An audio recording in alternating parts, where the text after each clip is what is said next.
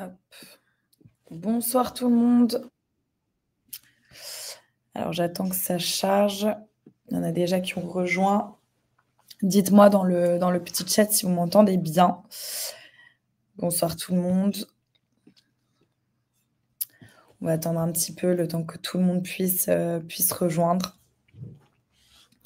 Il y en a qui sont en avance, enfin qui étaient en avance et qui sont même à l'heure, donc trop cool. Bonsoir Adrien, bonsoir Quentin, bonsoir Anthony. On va attendre un petit peu et ensuite on aura les 30 prochaines minutes parfait, nickel. On va avoir les 30 prochaines minutes avant que Pauline et Kaber arrivent pour que justement vous puissiez avoir un petit aperçu sur avoir une bonne candidature, un bon CV. Normalement, je vous ai partagé dans le groupe WhatsApp le bon format, le bon template, comme ça peut vous aider. On va reparler un petit peu de la lettre de motivation, comment s'y prendre sur toute cette partie-là et surtout qu'est-ce qui est attendu d'un candidat. Et ensuite, on aura Pauline qui nous rejoindra à partir de 19h30 pour parler de Cambon, de elle, ce qu'elle attend d'un candidat, ce qu'ils attendent d'un candidat, les erreurs à éviter absolument. Et ça, je vais vous en faire part. Et vous pourrez poser vos questions. N'hésitez pas à profiter de ces 30 premières minutes pour poser à fond des questions là-dessus, sur ce thème en particulier. Donc aujourd'hui, c'est vraiment CV, lettre de motivation, bonne candidature, les erreurs à ne pas faire, qu'est-ce qu'on va mettre dans un mail. Donc voilà, essayez de vraiment axer la session d'aujourd'hui là-dessus, sachant que demain, on parlera à fond du networking. Donc voilà, chaque thème sera abordé chaque soir, d'accord? Donc profitez-en pour poser des questions sur ce thème en particulier ce soir. Et ensuite, vous pourrez par la suite poser des questions à Pauline. Certaines questions seront sélectionnées et ensuite, vous pourrez lui poser ces questions. Donc, je vais peut-être commencer. Bon, déjà, bienvenue pour ceux qui viennent d'arriver. Merci à tous d'être sur ce live ce soir. Encore une fois, j'ai voulu faire chaque soir un thème pour que vraiment on puisse avoir du temps et couvrir proprement chaque partie de la candidature, c'est-à-dire du début jusqu'à typiquement la fin, soit l'obtention de votre offre. Aujourd'hui, chez Edge, bon, mes étudiants sont vraiment suivis jusqu'à la fin. D'ailleurs, il y a certains de mes étudiants là qui sont présents, donc bonjour à vous. Mais voilà, la première étape, forcément, ça va être le CV et la lettre de motivation. Je vais vous parler également un petit peu de la différence de CV entre Paris et Londres en fonction des différents programmes, donc Spring, Summer, Upcycle, stage, ok. Mais voilà, l'objectif, c'est vraiment la première étape ici, c'est de faire un bon CV pour des postes en finance. Alors, quand je parle de M&A, Private Equity, ça s'applique aussi également pour pour le TS, l'audit, contrôle de gestion, enfin tous les métiers dans la finance. Avoir un CV clair, synthétique, sans couleur. Je sais qu'il y a certaines écoles, et d'ailleurs même l'EDEC, mettez le CV en couleur, typiquement, ou en tout cas, ne serait-ce que les traits. Faites vraiment quelque chose de net, de quelque chose de clair, sans couleur, parce que c'est ce qu'on va rechercher en finance. Pas de photos.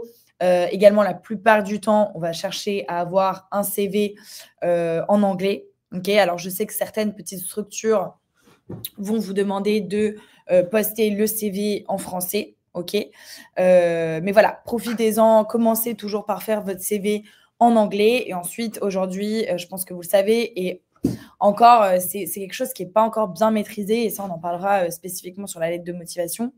Mais n'hésitez pas à utiliser l'IA aujourd'hui, ChatGPT.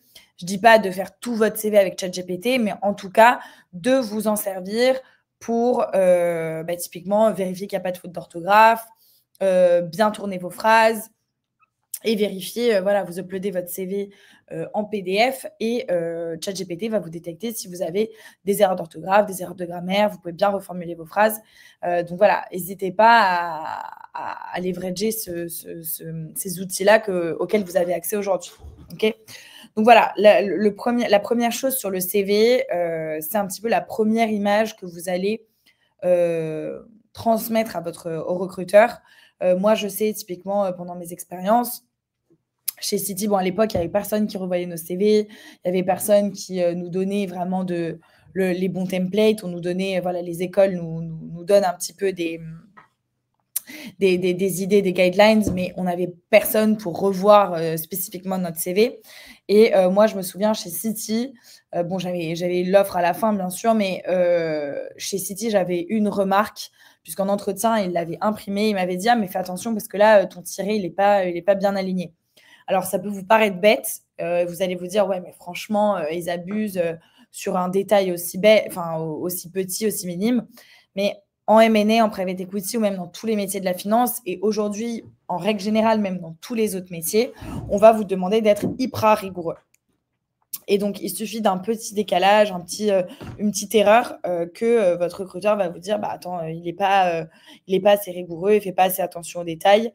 Donc voilà. Donc ça, ayez-le en tête. Je vais vous partager aussi sur l'écran le template CV que j'utilise avec mes étudiants, d'accord, pour vous descendre un petit peu chaque partie, vous expliquer un petit peu comment le mettre en avant et surtout aussi rebondir sur mais typiquement, si vous n'avez pas d'expérience professionnelle, qu'est-ce que vous pouvez mettre à la place ou comment vous pouvez remplir un petit peu votre CV. Okay, je rebondis sur ce que dit Ashley. Typiquement, en M&A, Private Equity, VC, la plupart du temps, même TS, audit, vous pouvez le faire en français, mais je recommande vraiment, faites une première version en anglais. Ensuite, avec ChatGPT, vous pouvez le traduire en français s'il vous l'est demandé. Mais aujourd'hui, la plupart du temps, le CV sera en anglais. Voilà. Vous pourrez également demander en toute transparence la question à Pauline, qui va nous rejoindre juste après. Mais la plupart du temps, le CV doit être fait en anglais. Voilà, c'est comme ça. C'est un métier qui est international. Vous allez quand même devoir souvent travailler en anglais. Donc, n'hésitez pas à le faire en anglais. Et puis, voilà, si vous le demandez en français, vous le préparez, bien évidemment. Je vous partage, normalement, alors j'espère que vous voyez correctement mon écran. Je vous partage un petit peu le CV type. Alors, faites pas attention, là, il y a une petite typo là, pour la date de début, là, pour le premier truc. Normalement, j'ai partagé le template sur le groupe WhatsApp. N'hésitez pas à me dire si certains ne sont pas sur le groupe WhatsApp. Je vous remettrai le lien dans le chat. Parfait, merci beaucoup.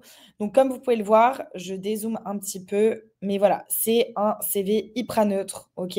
Alors, avant, j'en partageais un autre. Vous pouvez un petit peu, si vous voulez, modifier la police ou le customiser un petit peu, si je peux appeler ça comme ça. Mais en tout cas, c'est ce format-là qui va être attendu. Donc, vous voyez, il n'y a pas de couleur, il y a bien 4 parties bel et bien distinctes. Je vais les descendre un petit peu chacun son tour. Ah bah voilà, Achille, je vais t'envoyer le groupe WhatsApp puisque je donne toutes les recos, je partage pas mal de templates, quelques messages, le lien des lives. Donc, je vais te donner accès tout de suite. Enfin, je vais vous partager le lien à nouveau. Voilà, n'hésitez pas, vraiment, c'est là aussi où je vais remettre quelques petits conseils. Je vous ferai un petit récap de la séance d'hier. Mais voilà, c'est hyper important que vous soyez sur ce groupe WhatsApp-là. Surtout que vous allez pouvoir bénéficier aussi, pour tous les gens qui sont sur ce groupe WhatsApp, vous allez pouvoir bénéficier d'un call avec nos mentors et le gagnant aura l'opportunité de pouvoir gagner un petit coaching avec un des intervenants. Donc, ouais, non, là, c'est des bullet points. Donc, c'est généralement des ronds. Si vous voulez, je vais vous montrer un CV d'une de mes étudiantes. Comme ça, vous pouvez directement voir le résultat. C'est des bullet points. C'est juste là le format sur Mac qui déforme. Mais c'est typiquement, vous mettez des petits ronds, des bullet points. D'accord? Hyper important sur le template que je vous ai partagé. C'est dans le bon format. Alors, très important pour l'éducation, donc là, c'est en anglais, bien évidemment. En haut, généralement, vous pouvez aussi mettre votre LinkedIn, ok? Comme ça, ils peuvent directement cliquer dessus et être dirigés vers votre LinkedIn. Première partie, éducation, encore une fois, super important. Donc, mettez bien le nom de votre école, votre master. Si vous avez fait un échange, pas besoin de faire... Alors, si vous avez fait un échange à l'international, vous pouvez en faire une autre partie, ok, pour bien mettre en avant l'université. Typiquement, si des étudiants ont fait un échange à la Bocconi, mettez-le en avant, puisque surtout pour les process à Londres, c'est extrêmement valorisé. Il y a énormément d'étudiants de la Bocconi qui font des spring et des summer et qui sont sélectionnés pour cette raison-là. Donc voilà, n'hésitez pas à mettre les relevant coursework. C'est typiquement les cours en finance que vous avez. Okay, pas besoin d'étaler, surtout quand vous êtes en pré-master ou en master 1. On a une ribambelle de cours. Mettez juste les cours en finance qui sont intéressants ou importants. Okay, donc voilà, ceux qui ont fait prépa et ceux qui ensuite ont rejoint l'école de commerce, si vous avez d'ores et déjà des expériences ou un CV un petit peu rempli, pas besoin de mettre le bac. Voilà, en avant. Si jamais vous n'avez pas d'expérience ou vous devez remplir un petit peu, mettez le bac. Et surtout, si vous avez des mentions, si vous êtes top promo, enfin top 10%, top 5%, top 10%, n'hésitez pas, même top 20%, n'hésitez pas à le mettre. Pour ceux qui passent des process en spring et summer, n'hésitez pas à mettre aussi votre GPA. Okay, c'est généralement sur 4. Alors, si vous avez un GPA en dessous de 2.1, évitez de le mettre. OK ? Très important, je répondrai aux questions juste après. Je finis juste de descendre les parties. Pour ce qui est de professional experience, très important cette partie. Alors, je vais rebondir ensuite sur la partie si on n'a pas d'expérience, comment on fait, ou potentiellement si on n'a pas d'expérience en finance, qu'est-ce qu'on va mettre en avant. Alors là, pour professional experience, c'est hyper important que vous soyez concret dans vos missions. La question qu'on va vous poser à tous les cours d'entretien, ça va être est-ce que tu peux me parler de ta mission chez Bryan Garnier, par exemple? Moi, c'était mon cas. Et ils vont vraiment aller vous chercher sur les missions concrètes que vous avez fait, des deals potentiels sur lesquels vous avez travaillé, même si vous avez été sales, que vous avez fait de la vente, peu importe. On va vouloir vérifier que vous avez bien fait cette expérience, puisqu'il y en a beaucoup aujourd'hui qui montent un petit peu sur le CV. Alors, bien évidemment, on peut enjoliver un petit peu les titres, ok ? Typiquement, il y en a qui ont fait du coverage, ils disent investment banking analyst pour arrondir un petit peu les angles. Okay, ça, c'est quelque chose qui se fait. Mais dans la description de chaque bullet point, ne copiez-collez pas les missions que vous avez sur votre convention de stage, mais mettez en avant des projets sur lesquels vous avez travaillé. Si certains d'entre vous, et je pense que c'est le cas, vous avez déjà des expériences en M&A, la partie la plus valorisée va être si vous avez typiquement travaillé sur des deals. Si les informations ne sont pas publiques, du deal ou de l'audit, ou peu importe, mettez au moins le secteur, la taille de l'entreprise et, si vous pouvez, la taille du deal, d'accord ? C'est hyper important parce que c'est là-dessus qu'on va venir vous chercher et vous juger. Et puis, en fait, tout simplement, c'est hyper important puisque dans votre présentation, quand vous allez vous présenter, vous allez parler d'une de vos expériences, c'est intéressant de mettre en avant une expérience que vous maîtrisez puisqu'il va rebondir dessus et ça va vous permettre de maîtriser un petit peu, de leader l'entretien. Okay ? Donc, soyez hyper précis, mettez des chiffres clés, ne mettez pas de soft skills. Par contre, ça ne sert strictement à rien. Mettez plutôt en avant des tâches que vous avez effectuées, si vous avez travaillé sur un secteur en particulier, une taille d'entreprise en particulier. Généralement, ce que j'aime bien faire, si on travaille dans de petites boutiques ou de petites structures, mettre juste en dessous, sous le même format que position title, une petite phrase en italique pour expliquer un petit peu l'entreprise, en quoi elle consiste et ce qu'elle fait. Okay, donc ça, c'est hyper important. Ensuite, il y a une partie que tout le monde oublie, mais qui est malgré tout très importante, surtout pour des personnes qui n'ont pas forcément d'expérience en finance ou même d'expérience tout court, c'est extracurricular activities. Alors ça, c'est une partie à ne surtout pas négliger et à mettre sous le même format que pour les expériences professionnelles. Pour tous ceux, surtout qui postulent à Londres ou en spring ou en summer, ce sont des choses qui peuvent être déterminantes. C'est-à-dire qu'on va adorer les profils qui ont fait du sport. Même si vous avez fait un peu de compétition régionale, mettez-le en avant. Vous mettez high level competitor athlete ou high level competitor ou high level athlete. Et ça permet... ok, oui, non, c'est ça. Et ça permet en fait de montrer un petit peu que vous aimez la compétition, vous savez faire face au stress et face à la pression, ok, qui sont des qualités fortement recherchées dans ces milieux-là. D'accord ? Si vous avez fait du volontariat, c'est hyper important. Les banques adorent ça, surtout à Londres. Et dans les banques américaines, c'est surtout les RH qui font le premier tri. OK? Et ça, elles sont à fond dedans. Donc mettez-le si vous avez fait du volontariat, si vous avez créé une asso, mené une initiative, si vous avez, typiquement, créé une entreprise, ça bon, plutôt dans la partie professionnelle.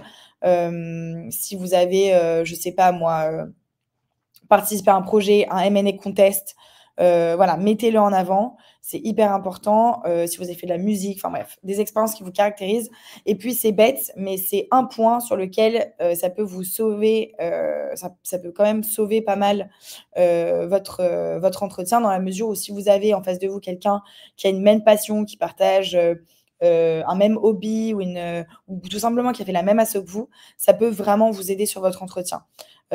Typiquement, moi, quand je passais mes entretiens en private equity, j'avais mon intervieweur qui était un asso qui avait fait de l'équitation aussi, qui en faisait encore. Et moi, j'en ai fait, j'étais championne de France. Et typiquement, on a parlé pendant 20 minutes d'équitation, ce qui m'a totalement sauvée, en fait.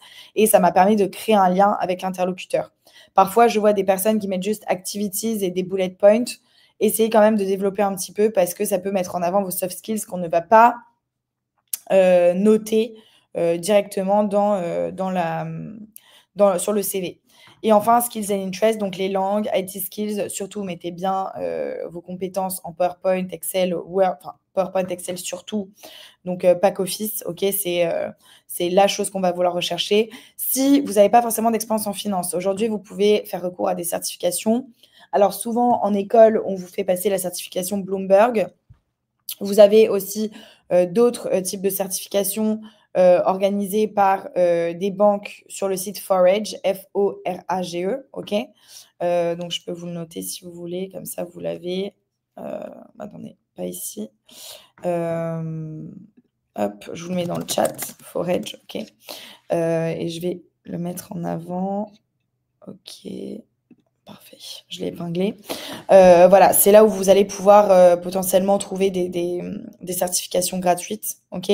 Ce que j'aime bien mettre en avant aussi, pour tous ceux qui ne connaissent pas, est le programme SEO Europe ou SEO London, en fonction de votre localisation. Je vous le remets dans le chat également. C'est quelque chose qui est quand même assez valorisé, surtout pour les process à Londres. Et en plus de ça, ça vous donne accès quand même à une certaine communauté. Ça vous donne accès à des banques, des événements de networking. Donc, mettez-les en avant. Si vous voulez aussi, dans cette catégorie-là, si vous avez un CV qui est un petit peu vide, si vous participez à des événements organisés par des banques, ça, je recommande fortement. Et c'est une des stratégies qu'on va revoir demain pour la partie networking. N'hésitez surtout pas à mettre en avant les événements auxquels vous avez participé. Les bulge brackets ou les grosses banques, les grosses structures organisent des événements que vous pouvez retrouver directement sur leur site. Et ça permet déjà, si vous êtes sélectionné pour ce genre d'événement, de rentrer dans leur base de données et donc de pouvoir être mis en avant ou sélectionné. Moi, JP Morgan, lorsque j'ai fait mon sprint, c'est typiquement grâce à ma participation dans un événement qui m'a permis en fait d'être, je pense,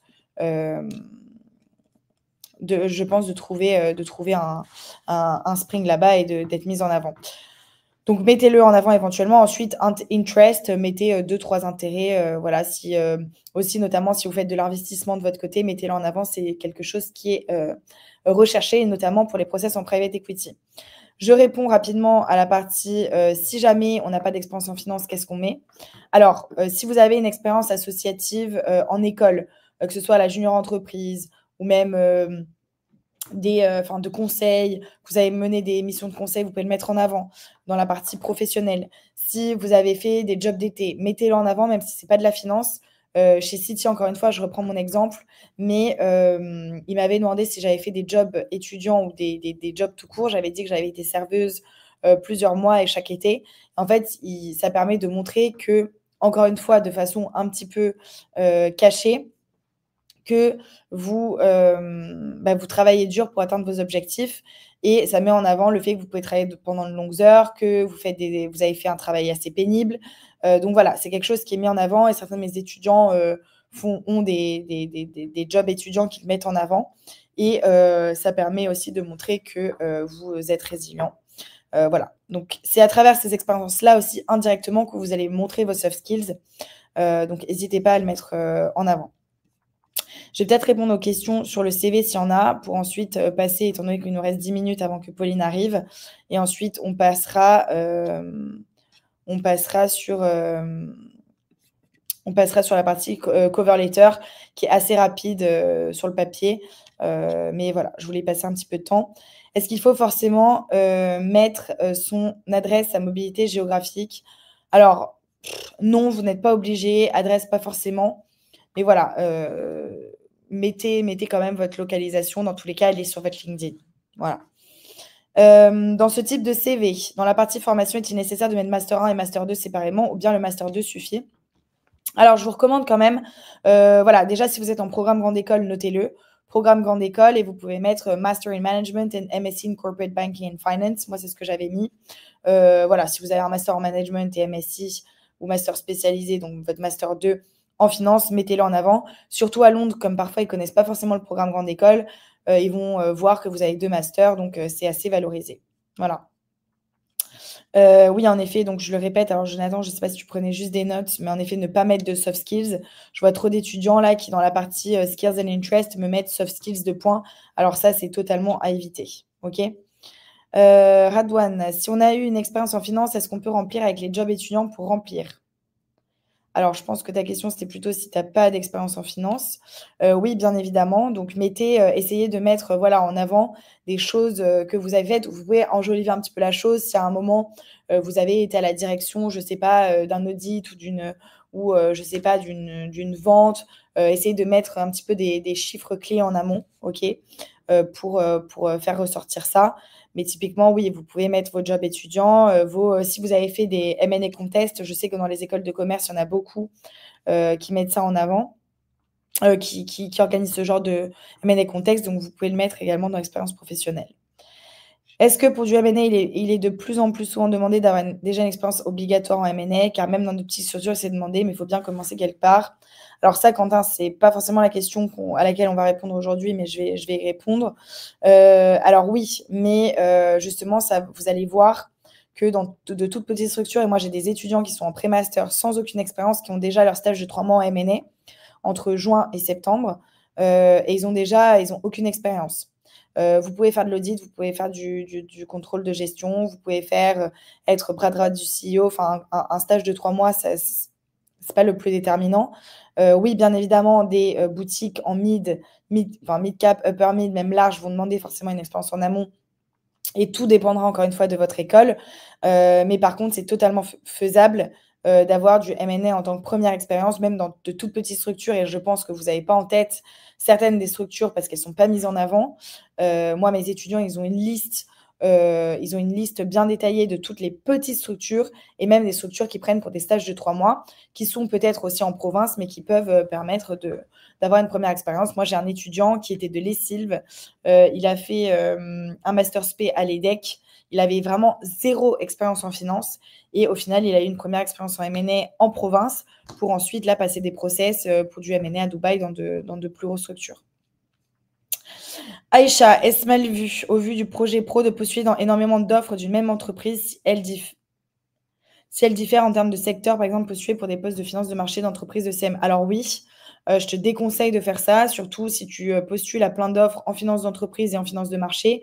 Je déconseille fortement, c'est pas bien vu. Déjà, par exemple, dans les banques françaises, typiquement Société Générale, ils n'aiment pas quand tu postules en mid cap et en même temps en large cap. Donc faites attention à ça, je vous déconseille. Après, dans d'autres structures, vous pouvez postuler voilà, ECM, DCM et M&A, OK, ou leverage, enfin leverage finance. Mais faites attention de ne pas postuler en finance de marché et en finance d'entreprise. Il faut avoir un petit peu une cohérence dans la volonté de votre parcours. OK. On est issu d'école d'ingé généraliste. Est-ce que la certif expérience en finance est obligatoire? Alors oui, si vous en avez, enfin obligatoire, encore une fois, il faut bien passer quelque part. Tout dépend de ce que tu souhaites faire.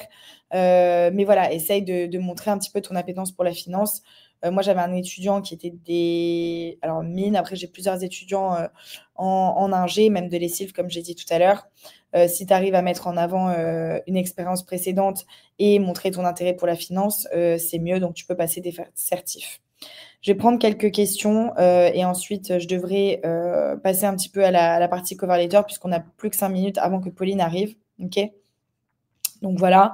Mais je vais reprendre juste une dernière question, Antonin. Lorsqu'on a plusieurs jobs étudiants, est-ce qu'on peut seulement écrire un bullet point plutôt que de le perdre? Oui, bien sûr, totalement. Mais juste un bullet point, histoire de montrer que tu as fait un job étudiant. Après, encore une fois, c'est si vraiment ton CV est vide. OK? Donc voilà. Pour le mémoire, il faudra le mettre plutôt dans education. C'est moins valorisé qu'une expérience, ça c'est sûr. Voilà. Donc voilà, dans tous les cas, enfin si vous avez, comme vous le savez, hein, là le but c'est de vous donner un maximum d'informations. Après, si vous avez d'autres questions, plus précises, vous aurez l'opportunité aussi de booker des calls avec, nos mentors pour qu'ils puissent répondre à toutes ces questions. OK? Donc voilà. Il y a plein de structures qui recrutent, même si c'est pour un petit stage ou même si vous avez la possibilité de faire d'avoir de petites expériences ou des semaines d'insertion, prenez le temps, faites-le. C'est hyper, hyper important. Contrôle de gestion, audit, même dans des petits cabinets d'experts comptables. Bon, il y en a en M&A, mais voilà, vous n'êtes pas obligé de faire M&A ou private equity. Il y a plein d'entreprises, il y a typiquement Mazars qui recrute énormément, même pour des stages courts. Donc voilà. Et d'ailleurs, sur une de mes vidéos, sur mon Instagram, j'avais noté ces différentes structures. Donc n'hésitez vraiment pas. Vous allez vite comprendre. Candidater en ligne, ça suffit plus aujourd'hui. Et ça, je le repréciserai demain. Et on va vraiment, avec un de nos mentors aujourd'hui, reparler de tout ça. Mais vous allez voir que si vous candidatez uniquement en ligne, vous n'allez avoir aucune réponse. Par contre, si vous faites un travail proactif de networking, là, même sans expérience en finance, je peux vous garantir que vous pouvez avoir une belle première expérience. Voilà. Et Aïcha, toujours envoyer le CV en anglais. OK. Moi, je fais toujours en anglais. Mes étudiants font toujours en anglais. Mais par contre, voilà, si la structure vous la demande en français, typiquement Euralia, parfois la demande en français, vous avez juste, comme je vous l'ai dit, à faire un coup de chat GPT et c'est assez rapide. OK. Ensuite, pour la lettre de motivation, je vais être assez rapide. D'ailleurs, si vous voulez, je vous remettrai la vidéo de la vidéo que j'ai faite sur Instagram pour faire rapidement une lettre de motivation en 10 minutes. Généralement, elle ne va pas être lue, OK, puisque, surtout en France, alors attention pour les bulge brackets ou les process à Londres, parfois elle peut être lue, donc faites attention à ça. Il faut qu'elle soit bien faite et la lettre de motivation, surtout pour les spring et les summer, il y a une structure qui est fondamentalement différente, OK, que les lettres de motivation classiques. Mais bon, aujourd'hui, votre candidature va être basée sur votre mail, votre stratégie networking, votre CV, forcément, votre école, oui, ça c'est sûr. Et surtout, après, ça, c'est plutôt la partie pour décrocher votre premier entretien. Quand vous avez décroché votre premier entretien, après, il va falloir se démarquer. Et tous ces points-là, on les couvrira jeudi. OK. Donc voilà. L'aide de motivation, typiquement, elle est en plusieurs parties, d'accord? Très simple. Vous avez en haut vos coordonnées, en bas à droite. Ensuite, vous avez la date, sujet, OK? Et il y a Pauline. Je vais la laisser entrer. Bonjour. Hello Pauline. Merci beaucoup. Je ne sais pas si tu nous entends bien. Enfin, si tu m'entends bien. Ouais, très bien. Super, écoute, merci beaucoup. Merci beaucoup. On était en train de finaliser un petit peu les 30 premières minutes où je leur expliquais un petit peu comment faire un bon CV, une bonne lettre de motivation, si elle était lue ou non. Comme ça, je les mettais un petit peu dans le bain avant que tu arrives. Dans le thème, ouais. Exactement. Et écoute, je vais te laisser peut-être la parole, en tout cas pour te présenter. Je pense que la plupart te connaissent, mais bon, on est quand même assez nombreux sur ce live, donc je te laisse te présenter rapidement. On est combien pour que je sache? Là, on est 200. Ok, super. Bon, Voilà. bonsoir à tous. Donc moi, je suis Pauline Ecabert, je suis HR Manager chez Cambon Partners depuis presque 3 ans maintenant. Donc, je m'occupe de toute la partie RH. Donc, si un jour vous avez déjà candidaté chez nous, votre CV normalement est passé sous mes yeux. Voilà, donc je m'occupe de toute la partie RH pour Paris et pour Londres, dont le recrutement des stagiaires. Et donc, pour revenir rapidement sur mon parcours, moi, j'ai travaillé juste avant de rejoindre Cambon, j'étais au Boston Consulting Group où j'ai fait du staffing pendant 2 ans et demi. Et avant ça, j'avais travaillé pendant 7 ans à la Société Générale où j'ai débuté ma carrière et sur différents rôles RH. Voilà, donc toute ma carrière en ressources humaines. Trop bien. Bah, écoute, merci beaucoup, pour cette petite présentation. Les questions, on les fera à la fin, donc et éviter de poser toutes les questions maintenant. Et peut-être, bon, je pense que beaucoup connaissent Cambon, mais Ouais. c'est quand même, je pense déjà pour comprendre l'identité et surtout, bah, ce qui va être attendu, parce que j'imagine que tu reçois quand même énormément de CV au quotidien. Ça doit être aussi compliqué à gérer, donc peut-être, voilà, leur représenter rapidement Cambon et surtout l'identité de la structure pour faire un lien ensuite avec ce que tu vas rechercher, ce que tu vas regarder en premier sur les candidatures, les candidats, voilà, en termes d'offres aussi. Ça peut être intéressant d'avoir une petite intro sur Cambon. Ouais. Donc Cambon, pour ceux qui connaissent pas, donc c'est une boutique indépendante en M&A qui a été créée il y a plus de 20 ans, en 2003 par David Salabi, qui est toujours partenaire exécutant, enfin qui est toujours très actif même. Et en fait, on a été créé en 2003 au moment de la bulle Internet. Donc, c'est ça qui a fait que on est parti sur la tech. C'était un peu par opportunisme à l'époque de la part de David. Et puis, c'est resté dans notre ADN de façon très forte, même si aujourd'hui, on s'est plutôt diversifié et on intervient sur des sujets qui ne sont pas forcément tech, même Ouais. si on peut se dire que la tech, c'est un peu partout. Mais on est présent du coup, donc à la fois on a des verticales M&A, puis on a aussi des métiers expertise. Donc sur les métiers expertise, je vais parler donc le M&A, on peut dire que c'est une partie expertise, sachant que nous on est sur les sujets LBO sell side principalement, et on fait aussi la levée. C'est moins connu. Alors, je me rends compte en fait auprès des étudiants que c'est une activité qui est moins connue parce que tout simplement on reçoit, enfin la différence de CV reçus entre M&A et fundraising, c'est impressionnant. Et Ouais. quand j'ai l'occasion d'interroger des étudiants, mais pourquoi vous candidatez en M&A et finalement jamais en fundraising, mais j'ai l'impression que c'est une vraie méconnaissance du métier. Ouais. 100%. Alors que c'est une activité qui est aussi, je pense, prenante, intéressante, tout ce que vous voulez, et qui est même encore plus tech et encore plus Ouais. au contact des entrepreneurs. Voilà, bon, je fais une micro-pub pour le fundraising. Allez-y, Ouais, non, mais candidater. c'est important. Euh, C'est vraiment important parce qu'il y en a plein qui ne savent pas et au final, il y en a ouais, beaucoup aussi, de façon transparente. Je pense qu'il y en a aussi beaucoup qui, à terme, pensent potentiellement à faire du VC ou du private equity et qui ne sont absolument pas au courant de ce que c'est que le ouais. fundraising, alors que c'est hyper intéressant. Donc, et ça peut Oui, être aussi.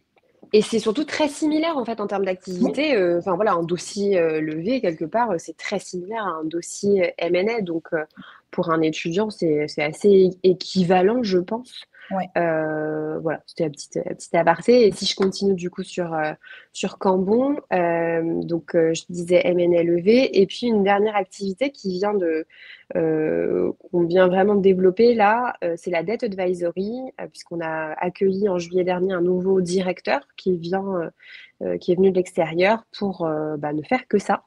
Et donc, c'était une expertise qu'on n'avait pas vraiment jusque-là et qu'on est très heureux d'avoir aujourd'hui.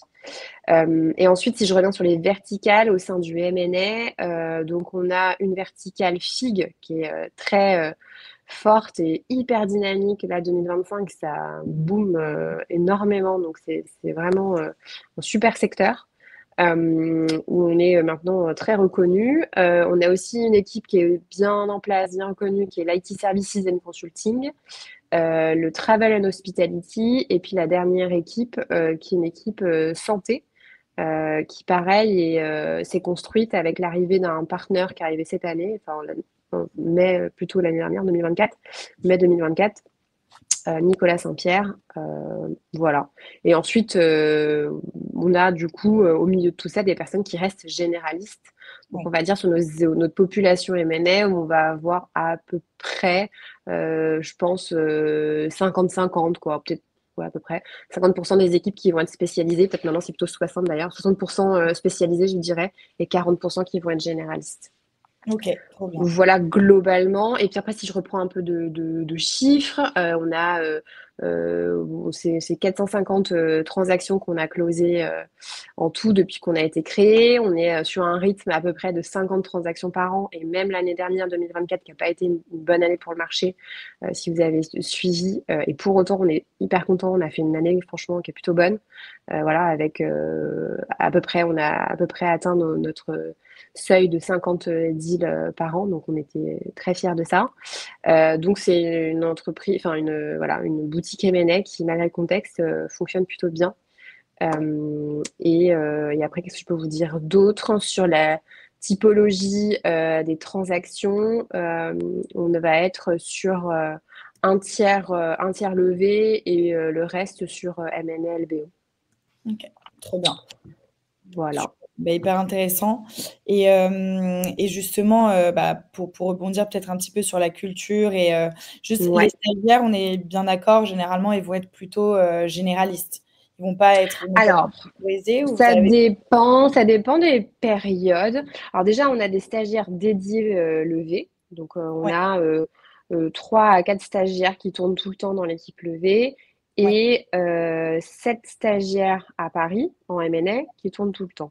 Et on en a aussi à Londres. Je précise qu'on a aussi des stagiaires à Londres.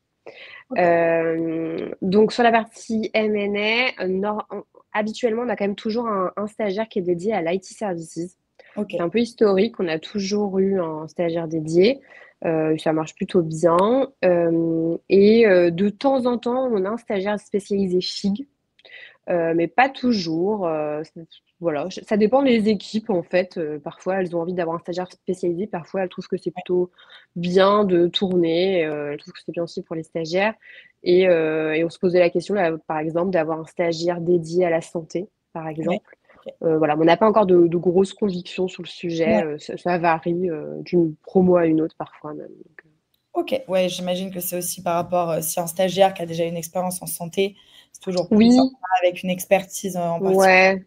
heu, Voilà, ça peut se faire un peu par affinité ou par ouais, envie d'un stagiaire qui arrive et qui va nous dire bah moi, c'est le sujet FIG par exemple qui m'intéresse particulièrement. ouais. Bah, du coup, assez naturellement, c'est lui qui va prendre les staffings qui tombent sur le FIG, quoi.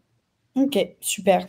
Hyper intéressant et du coup, pour rebondir un petit peu puisque tu as parlé de Cambon, je pense que enfin, en tout cas, moi, de ce que je connais de Cambon, vous enfin, les candidats que tu vas, rechercher et que l'équipe, en règle générale, va rechercher, ça va être aussi des candidats alors, bien évidemment, j'imagine qui ont déjà de l'expérience, mais il y a aussi la partie fit aussi qui est très considérée. Ouais. Donc Mhm. peut-être est-ce que tu peux, expliquer, tu vois, quand tu reçois des CV, Mhm. déjà les choses que tu regardes en premier, les critères un petit peu de sélection, pour leur donner une idée, Ouais. de ce qui est attendu? Alors, effectivement, si je fais un petit lien là sur la culture, en fait, on a passé là, la barre des 50, voire même, ça y est, on a passé la barre des 60 là cette année, mais c'est un gros pas pour nous. Il y a encore pas longtemps, enfin moi quand j'ai rejoint Cambon en 2022, on n'était que 40. Donc c'était vraiment, voilà, bon, ça reste des petits chiffres, on est encore vraiment à taille humaine, mais faut imaginer que pendant très longtemps, c'était vraiment une petite équipe, vraiment très familiale. Et malgré le fait qu'on ait grossi et avec un gros coup d'accélérateur en 2024 parce qu'on a fait plus 10, bah malgré tout, on a gardé cette culture assez familiale, très bienveillante, beaucoup d'entraide. Et moi, j'avoue que c'est quelque chose qui d'ailleurs m'avait presque un peu étonnée parce que je connaissais pas du tout le monde de la banque d'affaires quand je suis arrivée chez Cambon. Et j'imaginais un peu, voilà, les messieurs en cravate, un peu, voilà, esprit, enfin, ambiance un peu feutrée. Et en fait, pas du tout, en tout cas pas chez Cambon. Moi, j'ai trouvé que c'était un environnement qui est assez sain. Certes, beaucoup d'horaires, enfin, voilà, comme vous pouvez imaginer le métier. On n'est pas, personne ne finit, enfin, les gens finissent pas vraiment à 17h30, quoi. Non, Mais je pense que voilà, j'apprends rien à personne. Et malgré tout, voilà. Et donc, du coup, justement, les gens ont un peu ce truc de se dire, bah, en fait, puisqu'on passe beaucoup de temps au travail, bah, on a envie que ça soit dans des bonnes conditions, qu'on s'entende bien avec les gens. Et donc, voilà, il y a quand même vraiment une très bonne ambiance. Et donc, on a envie que ça se reflète du partenaire jusqu'au stagiaire, quoi. Donc, on est effectivement assez vigilant sur le fit et les intervieweurs. qui sont des VP, des associates, des analystes, souvent à la fin de l'entretien, ils se demandent, bon, est-ce que en gros j'aurais envie d'aller boire une bière avec lui ou elle? Bah, si c'est non, bah, même si la personne a fait un super entretien et niveau technique top, bah, en fait, si le fit il n'est pas là, malheureusement, ça va pas le faire, quoi. Donc ça, c'était pour parler un peu du fit. Maintenant, si je reviens sur c'est quoi les critères? Alors, il y a des critères bah, déjà assez pragmatiques, très basiques. Ça va être l'expérience. Parce que finalement, donc on attend de nos stagiaires qu'ils aient à minima 6 mois d'expérience préalable avant de nous rejoindre en finance d'entreprise. Bon, là, et ça peut être varié. On n'attend pas exactement une expérience en M&A, mais enfin, M&A, s'il y a, c'est bien. Mais ça peut être private equity, ça peut être VC, ça peut être TS, on aime bien, audit. Voilà, c'est quand même assez large. Mais en tout cas, 6 mois, bien 6 mois, quoi. Quelqu'un qui a 4 mois, on estime que c'est encore pas suffisant. Pourquoi? Parce que en fait, on mobilise les stagiaires comme des petits analystes, on les met très vite sur des missions à responsabilité, on les expose auprès du client et il y a peu de temps malheureusement accordé à la formation parce que les équipes, elles sont très resserrées. Chaque dossier, c'est des équipes très resserrées et du coup, bah voilà, en fait, les gens sont quand même très chargés et n'ont pas énormément de temps à consacrer à la formation. On fait au maximum pour que ça soit enfin, voilà, que ce soit pas non plus qu'on laisse pas les stagiaires complètement à l'abandon, mais bon, quand même, ça va vite. Et donc, on se rend compte que ça marche moins bien si on prend des stagiaires qui n'ont pas une expérience préalable. Donc ça, c'est un premier point. Et après, on va donc une fois qu'il y a ça qui a été coché, bah, on pondère aussi beaucoup de choses. Donc, par exemple, quelqu'un qui a une expérience internationale, pour nous, c'est pondéré positivement. Quelqu'un qui aurait quelque chose en lien avec l'univers de la start-up. Voilà, quelqu'un qui, je sais pas, aurait monté une petite start-up, qui aurait été une petite expérience en start-up, quelle qu'elle soit, ça c'est quelque chose qu'on pondère aussi positivement. Et on aime bien aussi les profils voilà, qui vont mettre en avant un passé de sportif, quelque chose, voilà, quelqu'un qu'on sait qui a été mis un peu sous pression.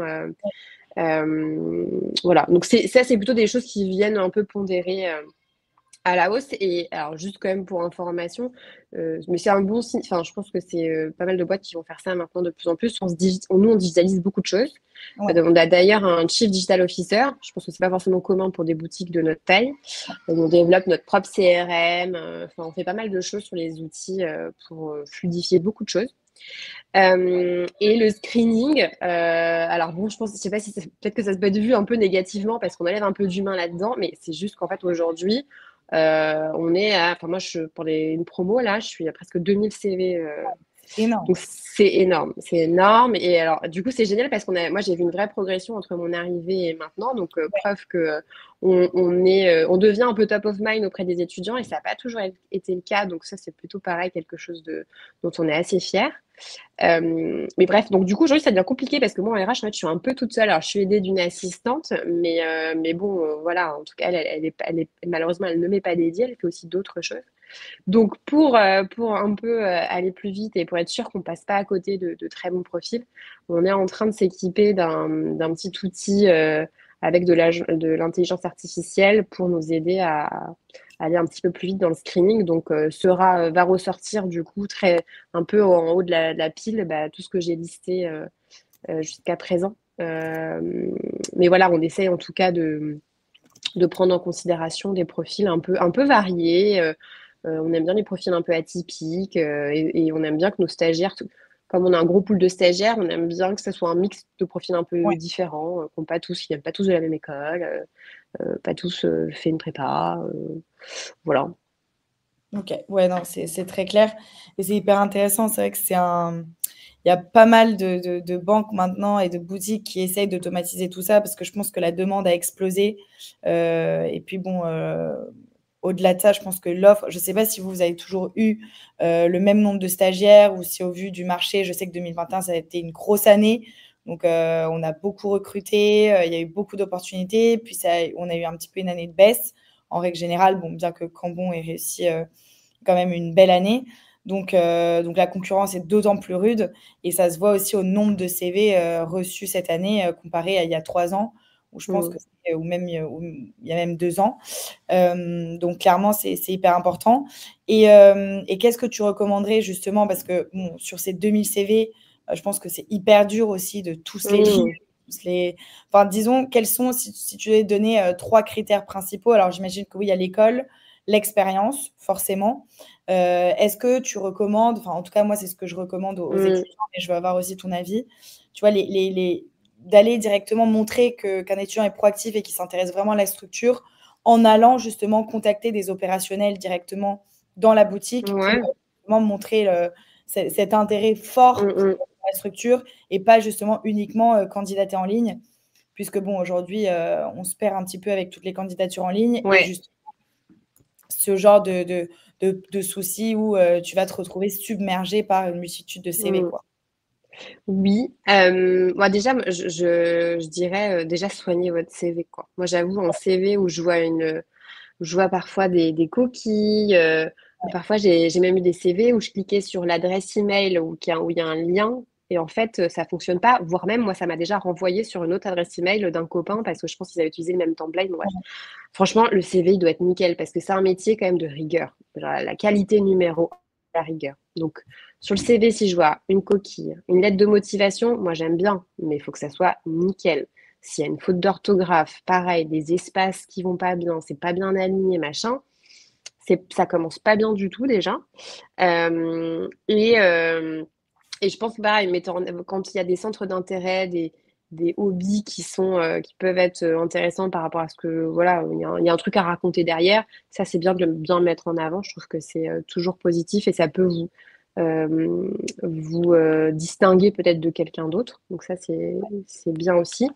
Et sur le fait d'aller contacter des opérationnels, oui, vous pouvez. Après, moi, je sais qu'ils me disent qu'ils sont submergés aussi de demandes sur LinkedIn. Hein. Donc, faut le faire, mais bon, en se disant, bon, peut-être que je ne serai pas reconnue, je ne serai pas recontactée. Mais moi, d'ailleurs, j'ai parlé de ça tout à l'heure avec un collaborateur qui me disait, en fait, je reçois beaucoup de demandes, mais je ne peux pas répondre à tout le monde, malheureusement.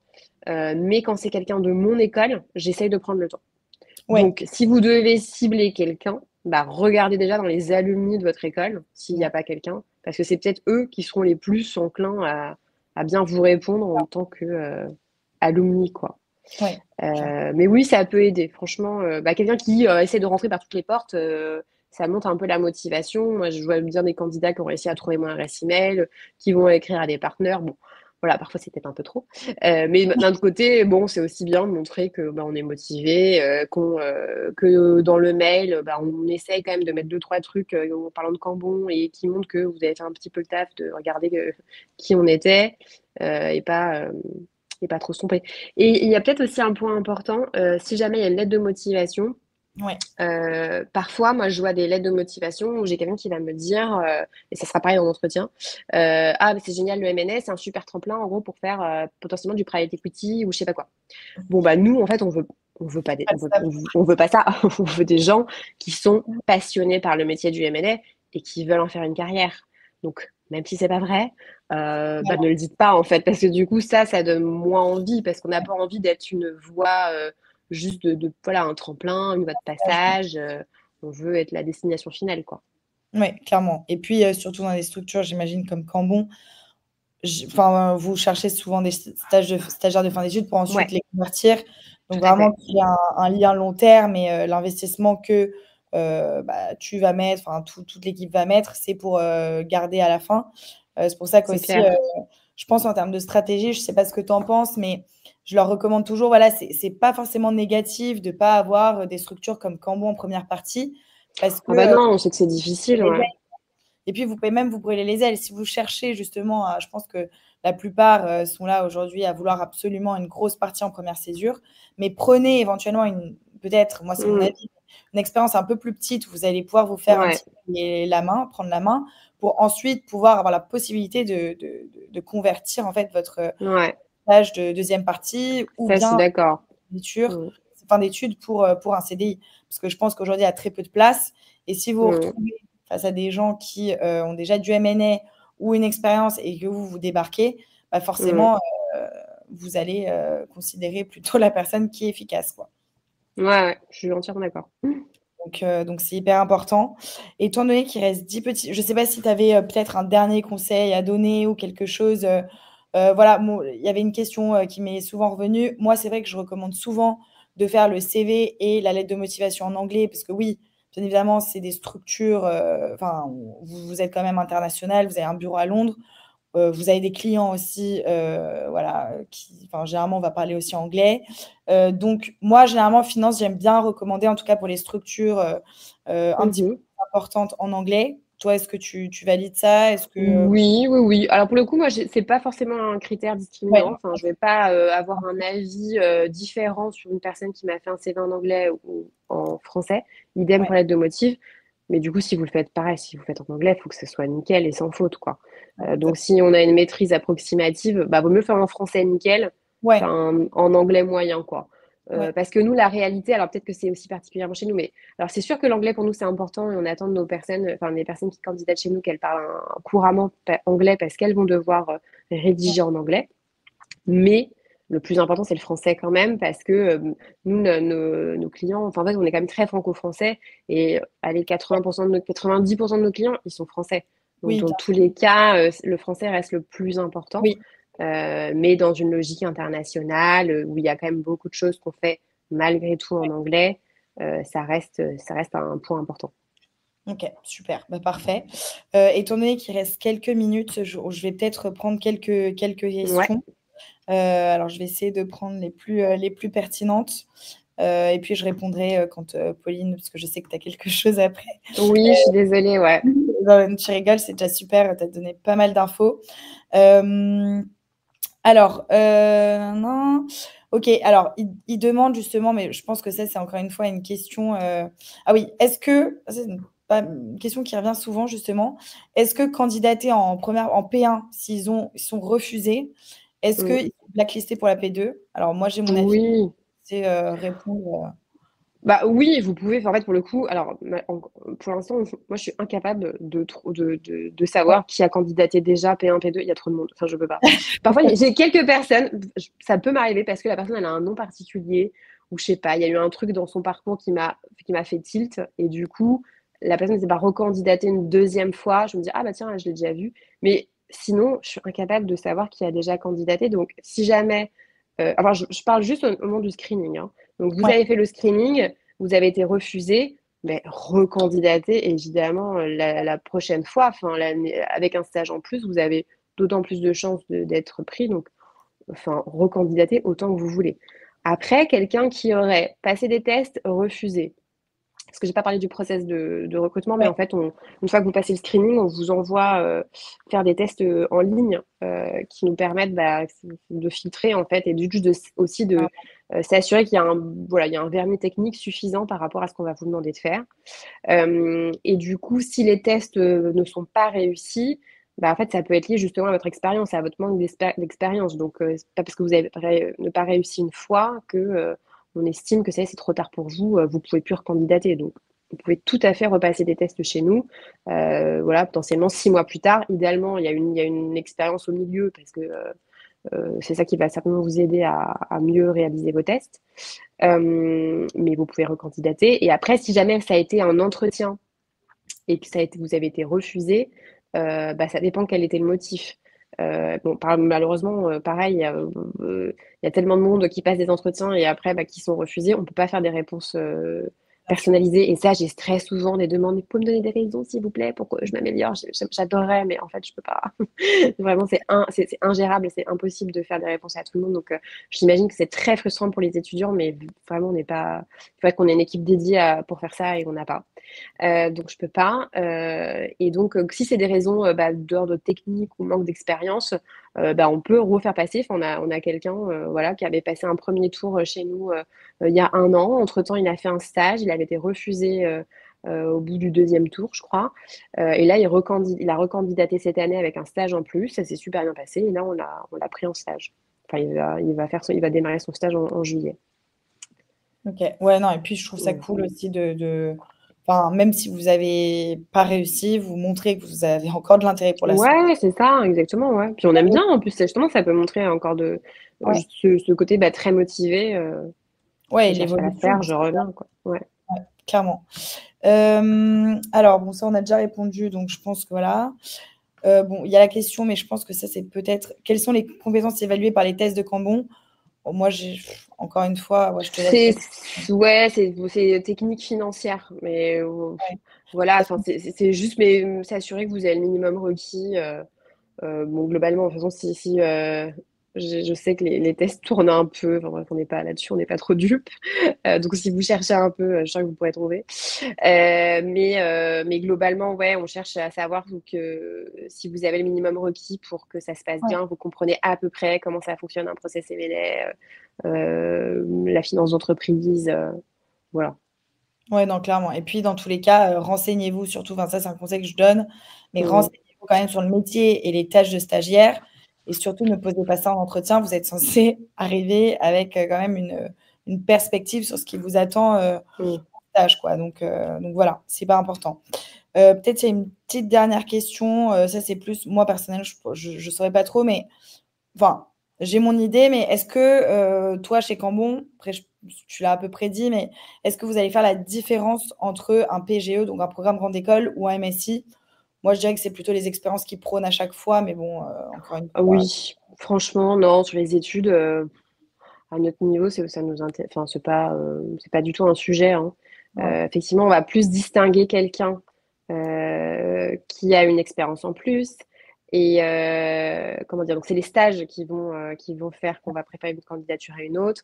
ouais, C'est un parcours un peu différent. Je vous disais, on a des candidats qui ont par exemple des parcours de sportifs de haut niveau, c'est super intéressant. Quelqu'un qui a monté sa boîte, pareil, c'est génial, ou qui a créé une association. Enfin, voilà, ça, des choses comme ça, on aime bien. Et ça, c'est des trucs qu'on va plutôt valoriser. Ou quelqu'un qui a, je sais pas, qui a une passion un peu hors du commun et qui, du coup, quand on va lui parler, va être super passionnée et super intéressante. Bah, ça, on aime bien aussi, quoi.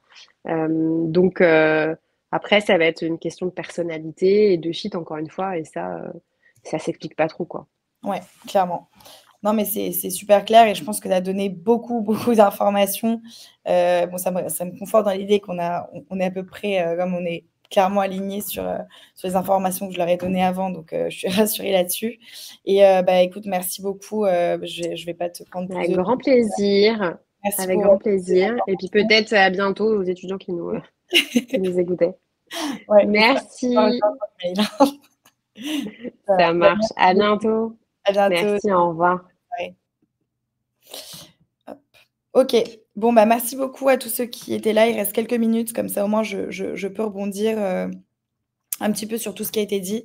Déjà, je pense que vous avez vu hein, tout ce que je vous ai raconté.